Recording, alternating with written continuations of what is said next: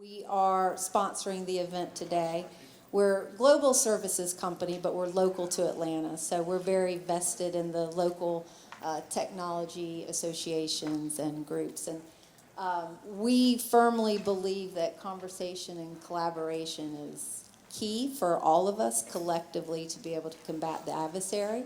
And it's our job as well at SecureWorks to do just that, to outmaneuver the adversary. And this panel, James with CyberHub today, is going to talk about and find out some more about how others are doing the same and how they combat the tactics of the bad guys.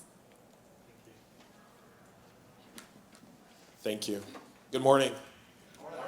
Good morning. It's raining in Georgia. Who would have thunk it, right? My name is James Azar. I am a Chief Information Security Officer for a few companies based out of Georgia. I also host a cybersecurity podcast called CyberHub Engage. It is a no-sales podcast. It's just Chief Information Security Officers talking cyber, and it's a lot of fun. I think Richard's been on my podcast. Yes, Richard was. Select group? That's a very select group. We've got an awesome panel here today. We've got a great group of panelists that cover different points of view from a cybersecurity realm. Typically, you've got we've got practitioners, we've got academia, we've got people that buy cyber, and then we've got Richard Warner, and he's very special. That's what my mom said. So we've got, I'll start from the very far, I'll introduce them, then I'll give them a chance to introduce themselves. So we've got Michael Barker, he's with Columbus State University, and he's the director of their Cybersecurity Center. Richard Warner with AwareForce, and you're the CEO. Dennis Legori, right next to me, he's the Global Cybersecurity Awareness, Information Security, Compliance, and Governance at Global Payments, formerly TSYS. I said that all really fast. And Shena Tharnish, and she's the VP Cybersecurity Products at Comcast. So we'll just go around, have them just briefly just give you a little background on them, and then we'll get right into this panel. Dennis? All right, first, hi, I'm Dennis Legori with Global Payments. I was previously with Total System Services. I set up their security awareness program about 7 months ago, and I was actually kind of drowning because it was just me, responsible for the awareness for the entire company in over 30 locations. And then when we merged with the Global Payments, I've joined their security awareness team based out of the UK. Been an interesting challenge, my passion. Again, I grew up in England and in India and came to the US. So I've been around and I've really brought that global experience into security awareness. My background is it's actually in business administration and marketing. And I shifted over to information security, so I kind of use those skills as well as communication. Specifically, we're right now doing about 9 different languages, so Google Translate really helps. Hi, I'm Shena Tharnish, and I currently lead the cybersecurity product management team for Comcast Business. I have over 25 years of experience in IT, both on the telecom side and on the business consuming product side. So a large retailer here with an orange box in Atlanta. I was with them for quite a while. I've also been in the financial industry with a bank in Pittsburgh, and now developing cybersecurity products for businesses to consume. So a very interesting space. I'm Richard Warner. I was radio and TV in Atlanta for many years. Good Day Atlanta, 11 Alive, and GPB. I'm CEO of AwareForce. That's cybersecurity content as a service, videos, how-tos, quizzes, all branded for each customer. And then we generate metrics on how their employees use the content, deliver metrics once a month to them. So most fun I've had since college. There's a big market for it, and a real need too. My name is Michael Barker. I'm as you said, the director of the Cybersecurity Center at Columbus State University. I've been there about 2.5 years. A long, interesting past life. I was a nuclear engineer, Georgia Power, Southern Nuclear, started up Plant Vogtle, which is now in the process of building units 3 and 4. Got interested in computers, doing some process with the nuclear industry, wound up getting into computers, started a company in '95, and over the years got into cybersecurity, information security, information assurance, digital forensics. To do digital forensics in the state of Georgia as a consultant, you have to be a licensed private investigator. Became a licensed private investigator, made my company a private detective agency, and then moved into academia. Found out that they were opening the Cybersecurity Center at Columbus State. Been the director there for 2.5 years. The purpose of that was primarily to address the shortage of cybersecurity professionals in the state and as well nationwide. So we're doing a lot of innovative things. I come from 30 years living in Johns Creek and working with companies all over Atlanta, a business perspective, and you can imagine the fun I'm having working with academics who, still living in their silos and trying to bring business practices into the academic world. People ask me what I'm doing. I'm basically trying to turn a battleship on a dime. And we've got some really innovative programs that hopefully during the discussion we'll talk a little bit about. Time for question number 1. And so, how many of you guys are aware that the FBI has a website called ic3.gov? Yay! And how many of you guys have read the recent report? So the FBI launched a report about a month ago, essentially indicating that the U.S. economy lost a reported $3.5 billion to cyber criminals in the calendar year of 2019, of which $1.7 billion was due to business email compromise. And for those who don't know what business email compromise is, it's when someone pretends to be your vendor, changes the bank accounts, and either you or your customer wire money to the wrong bank account and they make away with the money. That's reported. So this is people who knew of IC3. So half of this room knew about it, so half of the people reported, the other half didn't. Just kind of take that in retro view, the number is far greater than $3.5 billion. But as we look into 2020, business email compromise remains a very large and big issue. So I'll ask our esteemed panel, how do these businesses start to really combat business email compromise and financial cyber fraud? Dennis? Well, for our company, I think, and just from a general perspective, we look at, when we look at the data, we see that companies invest more in tools, they invest more in the technology, but at the same time, when you look at the statistics, the data breaches just keep on increasing, the numbers keep on increasing. So it's not that the tools are not working, it really comes to the human element. And so what we try to do is try to make information security just that little bit more interesting, just that little bit more relevant. We partner with, again, with Michael's team over at the school, encouraging students to get interested in security. I mean, kids these days also need to have security awareness. The Apple phishing email is very common. And kids get those and they fall for it. So security awareness really starts at home. So we try getting that interested because really it's the human element. A lot of the business email compromise happen due to phishing emails. Phishing emails account for maybe 90% of data breaches. So we're trying to we continuously expand our program. We're continuously trying to evolve our awareness program and factor in that human element, not just tools and technologies. So on the Comcast business side, our largest base is small business customers, and we have mid-size and enterprise. And a lot of it has to do with education, similarly to what is said. Small business customers don't realize the typo squatting things that happen in emails, that you can get an email address that looks like an I instead of a 1 or a 0 instead of an O, and those domains are registered so it looks legitimate. And we have to educate that when you get a request for something critical, that you verify personally with the intended source. So don't just do a wire transfer because you think your boss is asking you, but really call your boss, make sure that they're confirming that this is a legitimate thing. So just that education is so important. And then, what products that we can bring to business customers, especially in small business where they it's just there and ready for them to use. They don't have to think about it and set a million things up. You know, we're trying to bring those forward so that they are always protected with their devices in their network from malware and phishing and botnet campaigns, which are always used for these social engineering to do email compromise. How many of you eat at Chick-fil-A? How many of you can tell me what the person behind the counter says when you say, "Hey, thanks"? My pleasure. It took Truett Cathy 5 years to get the employees to say, "My pleasure," instead of "no problem."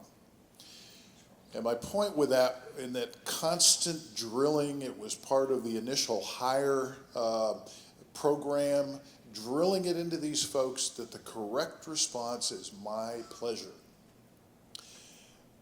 When it comes to business email compromise, it's the same challenge. It has to be drilled into their heads for years. You're never, how many of you are cybersecurity professionals? So you have cyber on the brain. It's your life, 24 hours a day. It's back there somewhere. And you understand it and you know it. Your employees don't.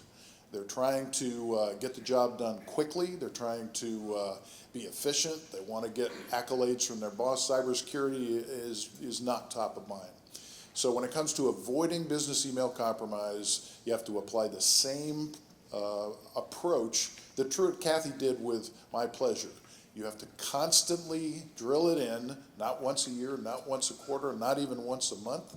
You have to, your goal should be to make it a buzzing noise in the employee's head that whenever they get an email, there's something that doesn't smell right about this, that they will stop. And so that will be "my pleasure." I think that's a really good point, how long it takes for somebody to really learn a habit. Our dean, our dean asked her assistant to buy a gift card for an employee. The employee's spouse had passed away, and so they wanted a gift card, Publix, help the family out. A couple weeks later, what came out? An email from the dean asking certain employees to buy a gift card, right? And that was a scam. And so we had to send out an email that said, the dean is not asking anybody to buy gift cards. How many of us have children? How many of our children have been documented online from the time they've been born? Okay, right. We've got the new generation, the generation that is now coming in my doors, that have never known a time without a cell phone, never known a time without the internet, never known a time without the computer, and have their whole lives documented, and they live on social media that asks them to continue to share everything about them. And now we're bringing them into a business world and trying to teach them "my pleasure," or whatever, and they're not used to that.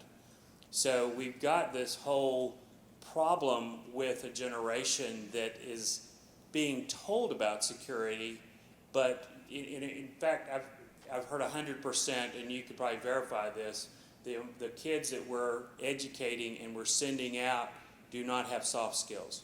How many of you say they're not professional, so they don't have the soft skills that are needed, right? They don't know how to show up to work and things like that. So we've got a big job, right? Now they come in and they're used to all these emails. The other problem we've got is that, think about it this way. What is the penalty to your company when you have an email compromise? What is the penalty to me as a person if I have an email compromise? If my credit card gets stolen, if my bank account gets wiped out, what are my consequences? My credit card balance goes back, those charges are taken off, right? My bank reimburses me. The impact to me is zero as a person, because you, as a company, have to absorb that risk. So now, as a person, I come to work for you, and I've also got that mentality. There's no consequence to me because I didn't lose anything. I got everything back. And now we're in an environment where we can lose it all. We can lose our job. We can lose our credibility. We can lose our stock share. We can, So there's this huge dichotomy. And over the last 10 years, we've spent billions of dollars to protect the outside of the network. But what is it that every report has been showing it? What is our biggest threat? The insider. The insider. We just came back from RSA. James and I were out there. It was all about the insider, the human element. So now, what have we got? We've got a bigger growing problem. We want to talk about what's going down the road. You listen to the FBI, you listen to all the three-letter agencies, they talk about the threat vectors. It's the same old threat vectors. We could do a quiz and we could list all the threat vectors. Those vectors aren't changing. What's happening is the culture. It's the education of our kids, this new generation, and they're coming into work having exposed everything and not really having a good cyber hygiene. And that's a real thing that we're looking at from a university perspective, because we need to turn out a product for y'all that understands that. So I think that's all great input. I think one aspect of it all remains that when you look at technology today, we almost expect people to interact differently with technology rather than build technology that helps people interact with it. So oftentimes we go, we're going to put all these different tools and limit people, when we really need to start looking at how people interact with technology and then build tools to kind of circumvent that, going the other way around rather than the straight way forward towards it. You were talking about attack vectors, Michael, and how many of you guys are in the cloud? Show of hands, yeah. 3 hands up there. That's great. So the cloud is one of in fact, if you read any headlines, a lot of people notice that every day there's a data leak. Security researchers sent someone on Twitter a message saying, hey, your cloud is sitting there passwordless with all this different data. The cloud remains I don't want to say a no man's land. Everyone talks about the cloud, but very few people talk about configuration of the cloud. And so I want to kind of ask our panel here is, how do you approach cloud security, and what would be the best things that business could do in order to avoid being the next headline? So for us, switching to the cloud is inevitable. You have to change with the times. The cloud offers definitely a lot of business advantages in terms of reduced cost. But obviously with the reduced cost, with any new technology, there comes the risk as well. So we try and proactively achieve that risk. I think the biggest opportunity for cloud is for small businesses, small banks, small credit unions. I was at a conference where Michael was speaking last year, and one of the key points there was cloud security is better than no security at all. So if you can't afford your own security team, have your on-prem security teams or your SOC on-prem, definitely go to the cloud. But if you already have an on-prem team, I think that's a little bit more challenging. How do you translate that into the cloud? And that's one of the challenges that we face and what we're overcoming right now. Again, it's all about educating the people, not just from the cloud security aspect, but to take into consideration the business impact as well. There's a constant gap between security is getting more expensive. You'll always have a shortage of security professionals. Any company will need to hire more and more people. They'll have to hire more and more tools and technologies, which is more expensive. But from the business side, they need to reduce costs. They need to make the shareholders happy. So there's always a gap between security and the business, which both teams have to come to that ideal medium. And in between, there's the technology part, who's like pulled in 2 ways. The IT folks have to look at, on the one side, the security part, but really they're being driven by the business aspect as well. So for us, security, we're trying to bridge all those gaps between the business, between IT and with security. So we want to be trusted partners and not someone who's trying to prevent business from happening, trying to be more agile, but at the same time looking at the cost impact. but at the same time giving, consultative recommendations, as in, yes, it's not just about the cost. We invest in training our folks in cloud security. We also tell them the importance of shared responsibility, and it's not just because we're switching to the cloud, it's not up to the cloud service provider to provide the security for that. So that's just some of the things that we do in our company. So, even the Department of Defense has misconfigured a cloud instance. Earlier this month, there was, cryptojacking for mining for Bitcoin happening, and so a small business in the DoD, that there's going to be challenges there. Cloud has a place. It's easier, faster, especially when you have to do something quickly.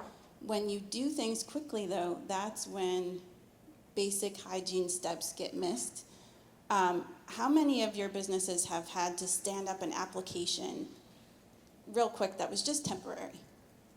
Anybody? Those temporary applications. And if you think to whenever that temporary campaign was, could you still go reach that application even though it was over like 2 years ago? That's one of the biggest things that businesses do. We have these things that we have to stand up quickly, we get it in, yay, us, we used it, and then the campaign's over. Does anyone go back and tear it down? No. And then there's all these new things that get introduced, there's these new vulnerabilities, and we haven't done basic hygiene of our cloud footprint. So I think it's real important for businesses to understand their cloud footprint, keep an inventory of where you're doing these things, and have this regular practice that you have a check the checker. When you stand it up, make sure someone's checking that you're doing the basic hygiene that is available in these cloud instances. And then when the campaign's over or when it's not needed anymore, make sure you take it down and it's not in your footprint anymore. I think that's one of the basic things that businesses can do for themselves when it comes to cloud. Gave me an idea. Average Fortune 500 company has more than 1,000 URLs that they're not using, that they don't know about, that marketing came up with, and in some cases went to a third-party vendor to set up for them for some short-term marketing event. So that's something else to add to your to-do list is do an inventory of the URLs that are registered to your company. This was about the cloud, though, and I thought I'd just tell this quick story that we were doing a project with a very large telecom company known for its blue Death Star. And this is the technology department, the cybersecurity department that I'm working with.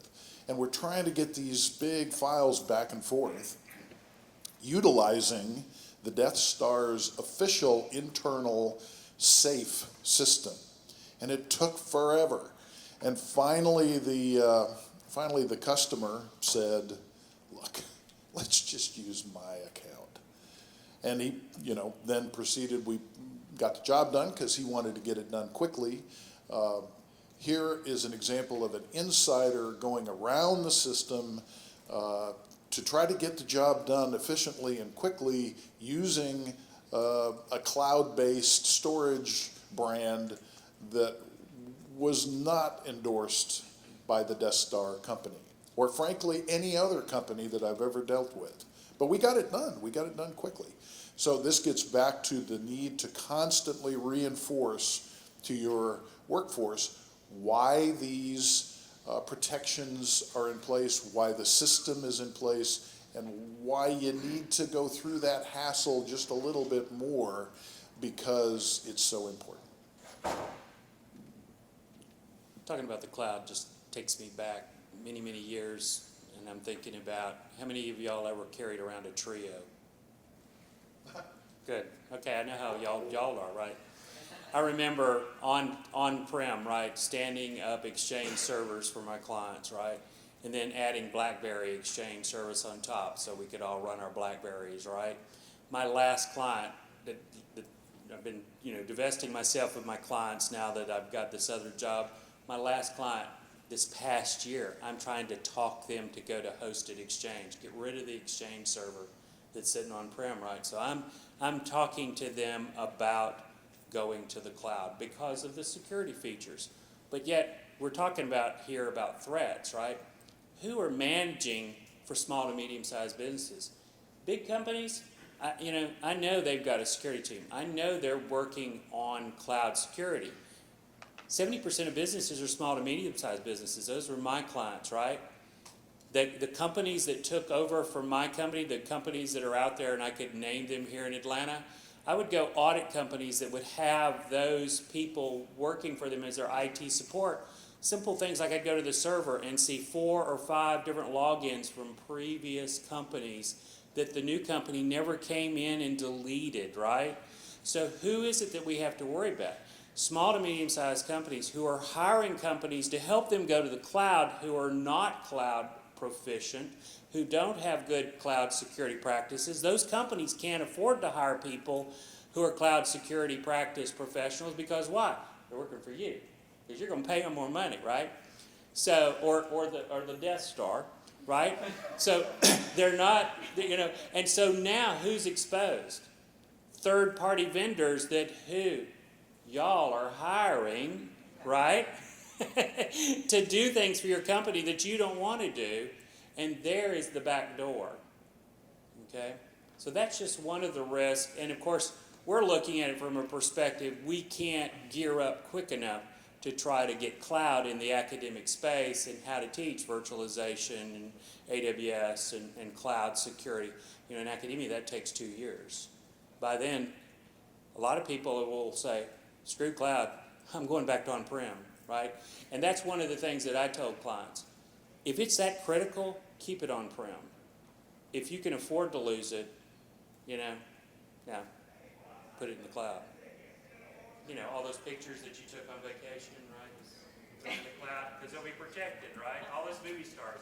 How the heck did they not realize they put those up there? Right?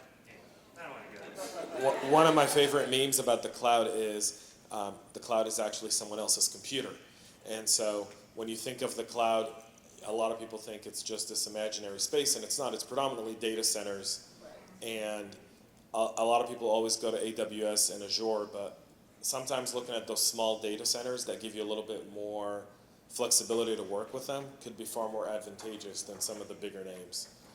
It's interesting I heard a story from a company that you would know that they had all their cloud security in place, right? And then all of a sudden one day they got all these alerts and they thought they had an intruder. And when they went to figure it out, it was an AWS engineer that had remoted in to patch everything. But AWS didn't tell them that they were going to be doing maintenance on the system. So there's another nice backdoor attack system, Well, we're going to get to questions here in just a few moments, I promise. I'm rushing. I made a very short list of questions so that we can have you guys ask us all the questions you want to ask. One thing I can tell you from speaking to my CISO peers at RSA in California, the cloud is the one thing that keeps us awake at night, every night.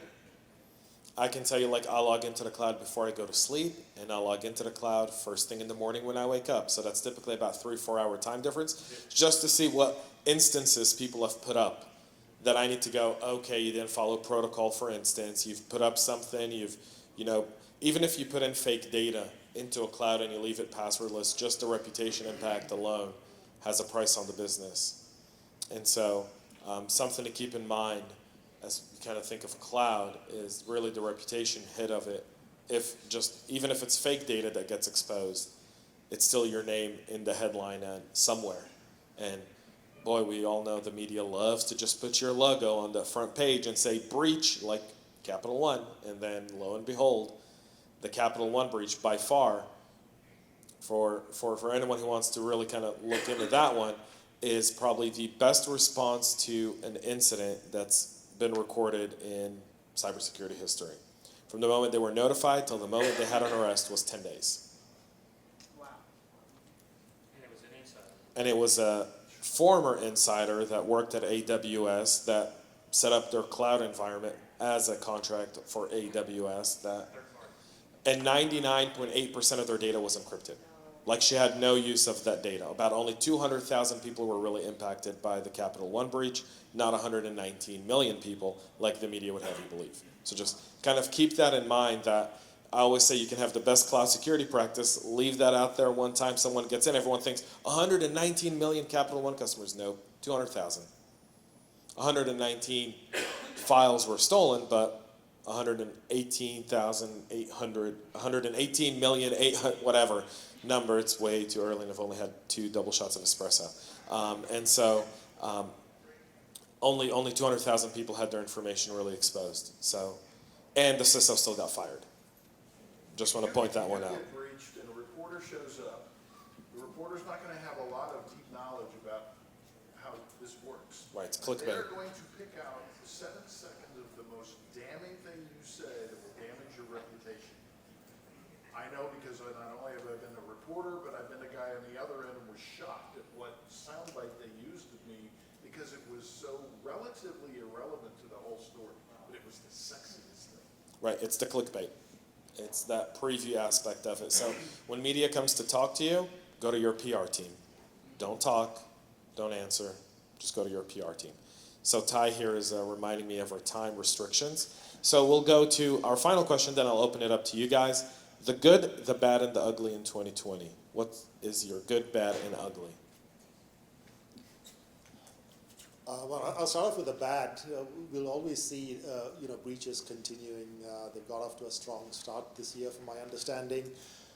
So breaches are going to continue. Like we talked about earlier, they're really going to start targeting these small and medium businesses, get the low-lying fruit first. That's going to be a huge challenge. They're also going to target, kids. We saw a guy who hacked into the Ring camera and started taunting a kid. They're just trying to have new methods of attack. So we're really going to see that ugly side. Now, on the good side, there's going to be much more awareness. I see security being taught right at the school level. A lot of the millennials are very security savvy. They have their own methods. While we look at social media as something bad, they also have all these connections online. And that helps them, tone their senses. A lot of the millennials are doing much better, so we can see a lot of natural cybersecurity abilities in people. I think it's the older folks that really need some help. I echo those sentiments. Also, I will add to the good. I know this topic can be rather depressing, but something that could be good for all of us is the fact that Congress, put together a group to focus on cybersecurity for our country, called the Cyberspace Solarium Commission, and they have been working to develop, a strategy for our entire nation on how we can combat this. And that report comes out on March 11th, so next week. And it'll include, 70-something proposed legislation that, will hopefully be good for all of us in this nation to protect ourselves. Now, with all legislation, someone has something to complain about, that it hurts them in some way. But, it could certainly be good for all of us. On the bad and the ugly, I'm sure you guys will add more. I don't want to pile on. Well, I think the good is we're halfway through. If it takes 5 years for people to get really engaged and understand, I think we're halfway there. The good news when a Ring camera is hacked is that it makes parents sit up and truly take notice that this is real. So I think the awareness is moving forward at a respectable pace. It's just that people don't understand. They think they know a little bit and they need to know more. I think the bad for this year is going to be fileless attacks. Very sophisticated stuff going on, extremely sophisticated stuff going on that will make a cybersecurity professional stop and question what it is they're seeing. Is it real? So I think as awareness goes up at the bottom tier, the crooks are getting smarter at the top tier. Back when I was in the nuclear industry, one of the things that we looked at was human event performance. I tracked events at nuclear plants worldwide, and one of the things, if somebody went out and did something, turned a valve wrong or whatever, they got sent to the house 5 days without pay to think about their mistake. We started looking at it and saying, were those people set up? Did the tags look the same? Did the rooms look the same? Were the procedures incorrect? We used that and we created a whole different process that's been adopted by NASA, by the airlines industry, and now the healthcare industry. Part of that is the fact that a just society. If we make a mistake, we share that with others so that others can learn. We're still operating in silos, right? We do not want to, only 50% probably, if that, of breaches are reported because we're not going to air our dirty laundry for various reasons that we just discussed here. We as an industry have yet to be able to come together in a just society that doesn't have a second victim, which is the person who pushed the button that took the whole company down, right, to figure out how we work together on that. So that's one of the problems that I think is still a glaring issue in our industry of how we work together. Part of that comes in second, that as a company, as you get a breach, what happens? There's that second victim, and that is if our companies come under attack, we're probably going to get terminated. There's got to be a scapegoat, right? Now, what's happening? Interestingly enough, studies say that those employees who went through a breach, rather than being damaged goods, it's like you'll never work in this industry again, they come up to be some of the most valuable employees that other companies are looking for. Why? Because they've ridden out the problem. So I always look at it like a police officer, right? If I'm a police officer, I put on, for the first day, I put on my badge, I put on my firearm. 30 years I drive around, and 30 years later, I want to take my badge and I want to take my firearm off, and I want to have never had to pull my firearm. We get up every morning with that mindset. Who goes to work going, boy, I hope we get attacked today. I hope we get a breach. Well, I can't wait to experience this opportunity so I can learn how to do a better security job for my company. So the good is, and this is just a shameless plug while we're here, is that we've talked to companies, we've put that in education, and we've started a 12-month program that's called the Nexus degree. We are standing up the first cyber range, same cyber range that Israel uses to train the Israeli Defense Force on the second most attacked nation in the world. That both from an academic perspective, our students will learn every day, this is an attack, this is what it looks like. Same thing, your companies can come and be trained at our cyber range, but the Nexus degree is to meet that demand. Students who will get hands-on, they'll do apprenticeships, they're going to work in our SOC, they'll have cyber range experience, they'll walk out with 5 industry certifications in 12 months or less. You can run your employees through it, or you can come and hire our students. That's some of the innovation. To me, that's the good. Those are the kind of things that educational institutions are looking at from because of the disruptive economy, that we've got to do things differently to meet the demand. I'll open it up for questions. I know we had a few before. Yes, please. Are you partnering with Fort Gordon in the cybersecurity? You would have to say that, wouldn't you? That's, don't we say, Augusta University, the state gave almost $2 million under Governor Deal because Army Cyber Command is coming to Fort Gordon. Right, Army Cyber Command and the Cyber Institute is located in Augusta. They're working primarily from a military standpoint. Our partners are FinTech, so our focus is on FinTech, right, FinTech companies out there. And so we have a different focal point. Any additional questions? We got one more. Go ahead, please. Yes. I think you raised your arm? Yeah. Yes, I did. Please. So I want to ask Dr. Baker, Mr. Baker, in reference to the third party when it comes to breaches that happens. Normally, small businesses, as we actually have discussed, that we don't have enough funds to actually, get the whole cybersecurity, to put in place, but they tend to actually go to the products that are actually extremely expensive, to be able to help them. What do you suggest that we could do with a third party? Because this pretty much vulnerable to the threats inside your company. even if you have this place SLAs and everything. Yeah. What do you suggest? Well, you've got to hold those third-party companies accountable. The DoD has got new guidelines coming out that everybody's got to be, trained in the next 12 months if you want to do third-party with the government. It's the same thing as a small company. You have to understand risk assessment and risk management as a CEO or whatever in your company. And you've got to be able to hold those third parties accountable. Just because you got the SLA doesn't mean they're adhering to it. You've got to audit those companies, right? You've got to go and hold them responsible to find out if they're actually doing what they say they do. And you're going to find out that they're not. I think adding to that is basic blocking and tackling. So just having the small businesses do the basics from a cyber hygiene perspective. Can't stop 20, Yeah. just something simple. Just something simple like a VPN and antivirus and just some web content filtering works. I think we are out of time, so for those who have any more questions, you can come up, talk to the panel. Thanks so much for coming today. We really appreciate it, and thank you so much to our panel.